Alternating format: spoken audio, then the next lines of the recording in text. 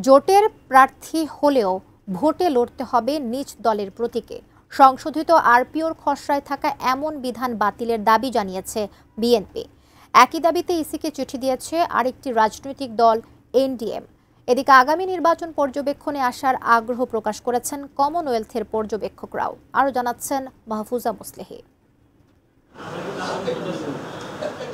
আগামী ফেব্রুয়ারিতে ত্রয়োদশ জাতীয় নির্বাচনকে সামনে রেখে রোডম্যাপ অনুযায়ী কার্যক্রমের সাথে পাল্লা দিয়ে ছুটছে নির্বাচন কমিশন।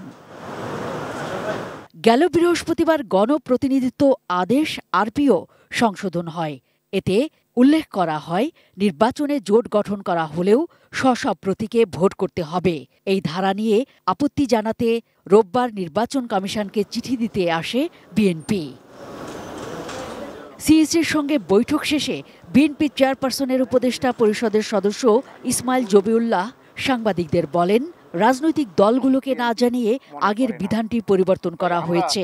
আরপিওতে পূর্বের বিধান বহাল রাখার প্রয়োজনীয় ব্যবস্থা গ্রহণ করার জন্য নির্বাচন কমিশনে অনুরোধ করেছি।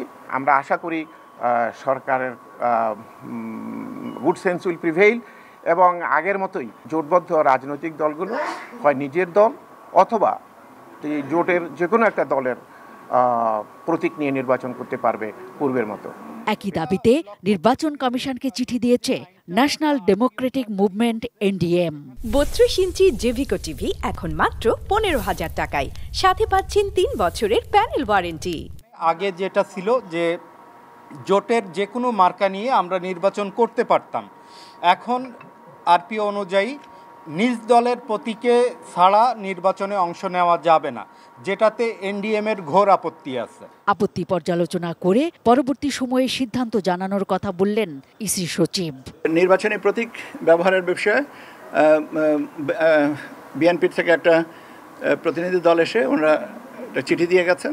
চিঠিটা পরবর্তীতে কমিশন যেভাবে সিদ্ধান্ত নেবে এটা ব্যাপার কমিশন সিদ্ধান্ত নেবেন। এদিকে প্রধান নির্বাচন কমিশনার এম নাসির উদ্দিনের সঙ্গে বৈঠক করেছে কমনওয়েলথের প্রাক নির্বাচন পর্যবেক্ষক দল। এই বৈঠকে জানানো হয়, অবাধ ও গ্রহণযোগ্য নির্বাচনের জন্য সব ধরনের সহায়তা দেয়া হবে। The Commonwealth has very strong, long-standing historical links with Bangladesh.